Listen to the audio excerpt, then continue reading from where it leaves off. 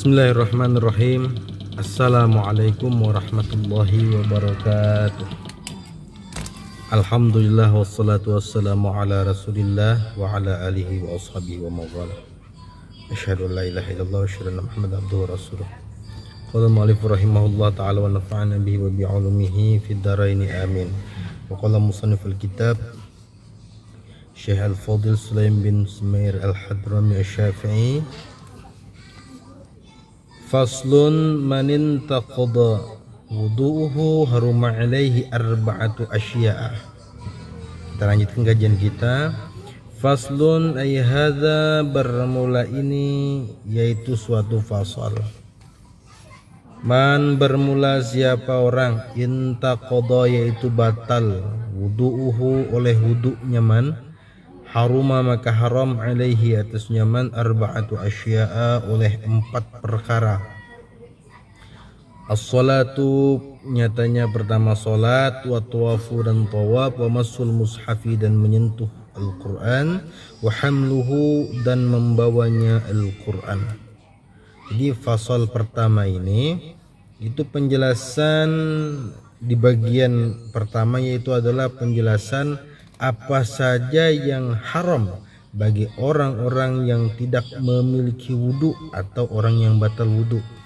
Maka kata musannif, haram bagi orang yang tidak memiliki wudu itu 4 macam. Jadi 4 perkara ini ketika dilakukan oleh orang yang tidak memiliki wudu, dia akan mendapatkan dosa, bukannya mendapatkan pahala, justru dia mendapatkan dosa dari Allah Subhanahu wa taala. Apa saja? Yang pertama as-salatu, salat. Nah, ketika orang tidak memiliki wudu, beda ketika dia tidak sengaja atau tidak tahu atau merasa sudah wudu, ternyata belum wudu.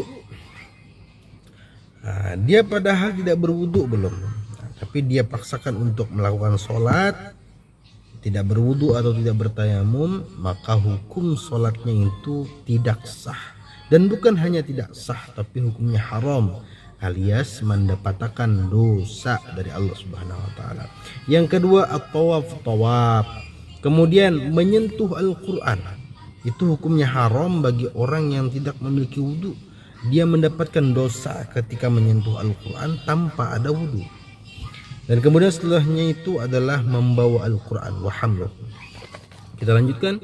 Wa yahrumu, dan haram 'alal junubi atas orang yang junub, sittatu asya'a oleh 6 perkara. Nah, bagi orang yang junub itu ada 6 perkara pula keharamannya. Apa saja 6 perkara tersebut? As-salatu, pertama salat, wa tawafu dan tawaf. Walaupun sholatnya ini orang ini punya wudu, tapi kalau dia posisinya junubnya misalkan karena keluar mani, ya, ketika dia keluar mani dalam posisi tidak tidur, dalam posisi tidak berhubungan badan, dan dia tidak mengeluarkan najis, kan tidak batal wudunya. Yang membatalkan wudu itu keluarnya sesuatu dari 2 jalan, tetapi 2 jalan tersebut terkecualilah, yaitu mani. Nah, otomatis ketika keluar mani tidak batal lah. Tapi ketika dia sholat tetap dihukumi haram, bukan karena sebab dia tidak punya wudu, tapi karena sebab dia junub. Kemudian selanjutnya at-tawafu, tawaf, memusul mushaf, menyentuh Al-Quran, wa hamluhu, membawa Al-Quran, sama seperti tidak wudu tadi. Tapi tambahannya walubsu fil masjid, orang yang junub hukumnya haram diam di masjid. Junub tersebut baik junub karena keluar mani atau junub tersebut adalah haid atau nifas, maka hukumnya haram berada di dalam masjid. Diam di masjid haram. Bagaimana hukumnya kalau lewat? Kalau lewat selintas dan tidak kembali lagi atau bolak-balik, maka itu tidak apa-apa. Wa qiraatul Quran, dan membaca Al-Quran. Bukan hanya menyentuhnya saja, juga membaca Al-Quran haram hukumnya bagi orang yang junub.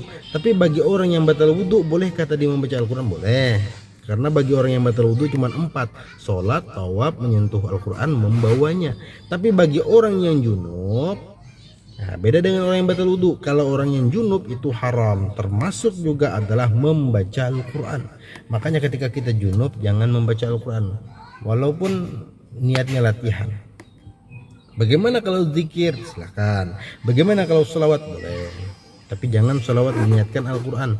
Niatkan je sholawat itu adalah niat zikir. Wa yahrumu, dan haram bil haidi, atas haid. Bagi orang yang haid, asyuratu asya'a, oleh 10 perkara. Bagi orang yang haid bertambah lagi, ada 10 perkara keharaman baginya. Apa saja bagi orang yang haid ini? Yang pertama, sholat, wa tawafu, dan tawaf, wa masul mushaf, menyentuh Al-Quran, wa hamluhu, dan membawa Al-Quran, wa lubsu fil masjid, diam di masjid, wa qiraatul Quran, dan membaca Quran, sama seperti tadi, wa saumu, dan puasa. Kalau junub keluar mani, itu tetap puasanya wajib dan sah. Tapi kalau junubnya karena sebab haid, maka haram puasa. Wa talaku, dan tolak pun haram hukumnya. Bagi suami mentalak istri yang sedang dalam keadaan haid, maka hukum suami mendapat dosa.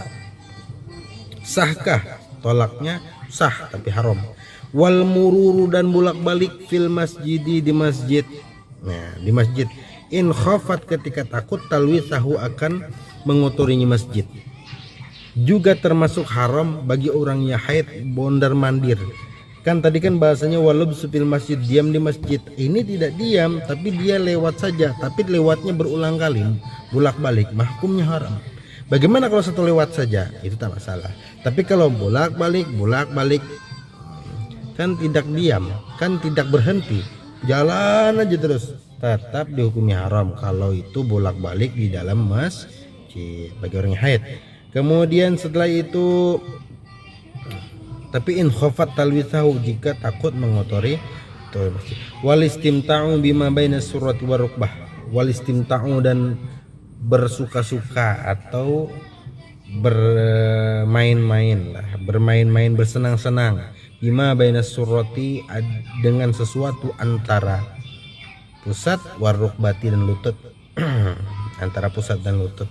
Ini bagian suami istri. Kalau istrinya lagi haid, mohon maaf, tolong bersabar, tolong jangan diajak istrinya bermain bercanda di antara itu. Ya, kenapa demikian? Karena sebab itu hukumnya haram. Tapi ada juga sebagian yang mengatakan istimta itu adalah jima. Tapi kita ngambil pendapat bukan hanya mesti jima, tapi bermain-main. Ya, begitu. Faslun asbabut tayammumi salasatun. Wallahu a'lam bissawab. Kita lanjutkan di pertemuan selanjutnya. Assalamualaikum warahmatullahi wabarakatuh.